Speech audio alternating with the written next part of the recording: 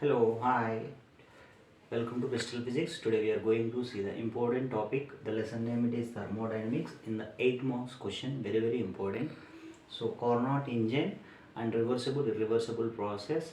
So how it is work by efficiency, so that we are going to discuss today. So first of all, reversible system. What is the reversible system? The system, it gains the original position after getting heat. It gains the original position. It is known as reversible system. The Carnot engine should be worked by reversible system. So next, irreversible system. The system, it is not get the original position. Suppose we are eating a wood, it is going to be ash, but again not come to the cooling, again not come to the wood. So this is what irreversible system. So see here, the heat engine work by difference between two temperatures. So it helps us the Carnot engine. So we have to write the ending, the formula, it is Carnot engine. So these Carnot engine should be worked by only one way process. It is a cyclic process. It has 4 steps. It has how many steps? 4 steps. It work by isothermal expansion and adiabatic expansion and isothermal compression and adiabatic compression. So this will help us to the Carnot engine efficiency. Carnot cycle.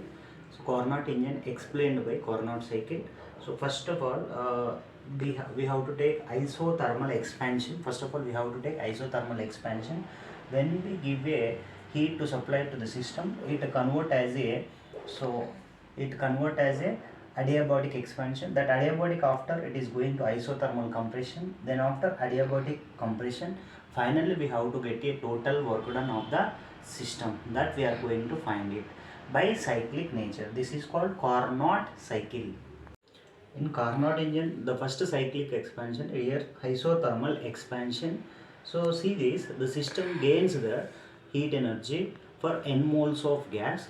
So what will happening, the pressure, volume, temperature for giving as a heat supply to the body Q1, it has converted as the pressure, volume is changing, but there is no change in the temperature. Because of what? Isothermal expansion, there is no change in the temperature. So let me write for expression for isothermal expansion. Already we studied in the earlier classes. So work done is equals to heat supplied to the body Q1 is equals to n moles of gas into Rydberg constant into temperature into logarithm of V2 by V1. Next, adiabatic expansion, the second cycle it is. So come to see that, so n moles of gas we are supplied to the heat energy Q2 amount of that. So what will happen in adiabatic process, in that temperature should be changes, but heat is constantly supplied to that. So what will happen in the here variables are going to be changes. What are the variables? Pressure, volume, temperature. So P2, V2, T1, it is slightly changed for supplying the heat energy Q3, P3, V3, T2. We have to write the adiabatic equation. So work done is equals to Q2 is equals to NR into T2 minus T1 by gamma minus 1. This is the second equation. This is the expression for adiabatic isothermal compression. So we see that the system, it is P3, V3, T2. We are supplying a heat energy Q3.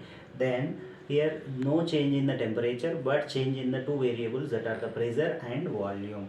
So temperature is constant here. So we are observing this diagram, heat supplied to the Q3. So we are getting this the product. So isothermal expansion for equation it is. So isothermal expression for equation it is. So work done is equals to heat supplied to the body Q3 is equals to nRT2 log V4 by V3. This is the third equation. So the last one, it is adiabatic compression. So the system, it is the P4, V4, T2. It will be transformed by supplying a Q4 heat energy that is converted as a P1, V1, T1. So here in adiabatic compression, the heat flow it is very constantly, and once see the observation here, P4, V4, T2 is supplying a Q4 heat energy P1, V1, T1. For that, we are going to write adiabatic compression expression it is. So work done is equals to Q4 is equals to NR into T1 minus T2 by gamma minus 1. This is the equation 4. Finally, after the 4 equations, we see that total work done of the system it is. So sum of the all the additions of the heat supplied to the body. So work done is equals to Q1 plus Q2 plus Q3 plus Q4. So we know that four equations, so that we are going to write in the addition form. N0 T1 log V2 by V1 plus N0 T2 minus T1 by gamma minus 1 plus N0 T2 log V3 by V4 plus N0 T1 minus T2 by gamma minus 1.